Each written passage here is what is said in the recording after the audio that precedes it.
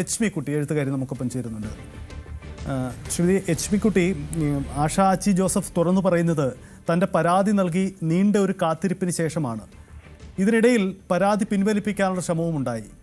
ഇനി അവർക്ക് നീതി കിട്ടുമെന്ന് താങ്കളടക്കമുള്ള സമൂഹം പ്രതീക്ഷിക്കുന്നുണ്ടോ? കാരണം ആ പ്രതീക്ഷ നഷ്ടപ്പെട്ട രീതിയിലാണ് ആഷ ആച്ചി ജോസഫ് ഞങ്ങളോട് ഇന്നലെ പ്രതികരിച്ചത്. പൊതുവെ സ്ത്രീകൾ ഉപദ്രവിക്കപ്പെട്ടാല് ആ ഉപദ്രവിക്കപ്പെട്ട സ്ത്രീക്ക് നീതി കൊടുക്കാനുള്ള യാതൊരു സംവിധാനവും നമ്മുടെ നാട്ടിൽ യഥാർത്ഥത്തിൽ ഇല്ല. പിന്നെ ഉപദ്രവിച്ച ആൾക്ക് ചെറിയ ശിക്ഷകൾ കൊടുക്കും, അത് തന്നെ പല കേസുകളിലും കൊടുക്കാറില്ല. സ്ത്രീയെ ഉപദ്രവിക്കുക എന്നുള്ളത് ഒരു വളരെ സാധാരണമായ ഒരു കാര്യമായിട്ട് നമ്മൾ സ്വീകരിച്ചു കഴിഞ്ഞു. നമുക്കത് ഉപദ്രവിച്ചു, അത് അവിടെ പോയി നിന്നിട്ടല്ലേ, അങ്ങനെ ഡ്രസ് ഇട്ടിട്ടല്ലേ, അങ്ങനെ പിന്നെ ആശയുടെ കാര്യത്തില് ഞാൻ അതിനെക്കുറിച്ച് സംസാരിക്കുമ്പോൾ എനിക്ക് ഏറ്റവും കൂടുതൽ നേരിടേണ്ടി വന്ന ഒരു ചോദ്യം എന്ന് പറയുന്നത്, അയാളൊരു വയസ്സനല്ലേ, അയാൾക്ക് ആരോഗ്യമുണ്ടോ എന്നാണ്.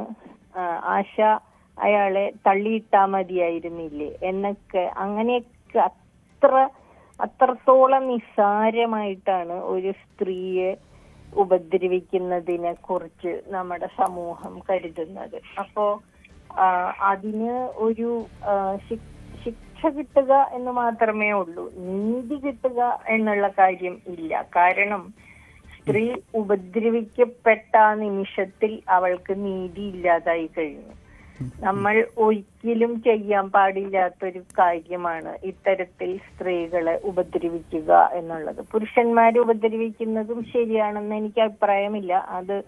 അതെന്തുകൊണ്ട് പറഞ്ഞില്ല എന്ന് ചോദിക്കണ്ട. പക്ഷെ അങ്ങനെ ഉപദ്രവിക്കപ്പെട്ട് കഴിയുന്നതോടുകൂടി നീതി അസ്തമിക്കുകയാണ്. പിന്നെ കുറ്റവാളിക്ക് ശിക്ഷ വേണമെങ്കിൽ ശിക്ഷ കൊടുക്കുക എന്നുള്ളത് മാത്രമേ ഉണ്ടാകുന്നുള്ളൂ. അതെ, ഒരു സംശയം. അതായത് ഇവിടെ ആ ശിക്ഷ കൊടുക്കുന്നതിൽ പോലും നമ്മുടെ സംവിധാനങ്ങൾക്ക് പരാജയപ്പെട്ടോ എന്ന കാര്യമാണ്. കാരണം ആഷ ഉന്നയിച്ച പരാതി, അതിൻ്റെ ജെന്യൂനിറ്റി ബോധ്യപ്പെടുന്നത് മുഖ്യമന്ത്രിയുടെ ഓഫീസിൽ വലിയ വിശ്വാസമുണ്ടായിരുന്നു. കാരണം നമ്മുടെ ഒരു സംവിധാനത്തിൽ, സർക്കാർ സംവിധാനത്തിൽ നമുക്ക് പ്രതീക്ഷ വയ്ക്കാവുന്ന ഏറ്റവും ഉയർന്ന പീഠം മുഖ്യമന്ത്രിയുടെ ഓഫീസും ആ തലങ്ങളുമാണല്ലോ. സ്വാഭാവികമായി അതിലേക്ക് തന്നെ അവർ ഒരു പരാതി ഉന്നയിച്ചു, ഒരു കാത്തിരിപ്പുണ്ടായി. പക്ഷേ അവിടെയും പരാതി ഉണ്ടായില്ല. അപ്പോൾ നമുക്ക് ഇത്തരം പരാതികളിൽ താങ്കൾ സൂചിപ്പിച്ചതുപോലെ ഈ ശിക്ഷ കൊടുക്കുന്നതിൽ പോലും നമ്മുടെ സംവിധാനങ്ങൾ പിന്നോട്ട് പോയി എന്നതുകൂടിയല്ലേ ഇവിടെ. കാരണം മുഖ്യമന്ത്രിയുടെ ഓഫീസിൽ പ്രതീക്ഷിച്ച വ്യക്തിക്ക് അതൊരു പരിഹാരം ഉണ്ടാവാതെ പോയിട്ടുണ്ട് അവിടെ. തീർച്ചയായിട്ടും ഒരു സംവിധാനവും ഇല്ല ആ ഒരു ശിക്ഷ നടപ്പിലാക്കാൻ തയ്യാറാകുന്ന. കോടതികൾ അവസാനം വരെ കേസ് നീട്ടിക്കൊണ്ടുപോയി ഒടുവിൽ പ്രതിയെ ഇന്ന സാങ്കേതികത കൊണ്ട് പ്രതി രക്ഷപ്പെടും.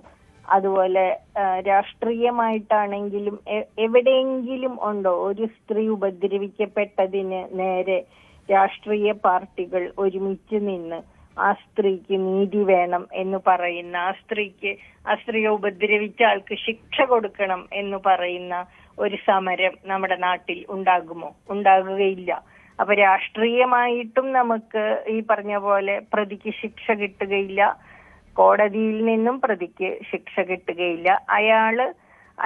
പ്രതിയുടെ ഭാഗത്ത് നിന്നാണ് എല്ലാവരും സംസാരിക്കുക, അല്ലാതെ ഉപദ്രവിക്കപ്പെട്ട സ്ത്രീയുടെ ഭാഗത്ത് നിന്ന് സംസാരിക്കുവാനായിട്ട് സ്ത്രീകൾ തന്നെ കുറവാണ്, പിന്നെ പുരുഷന്മാര് വളരെ കുറവാണ്.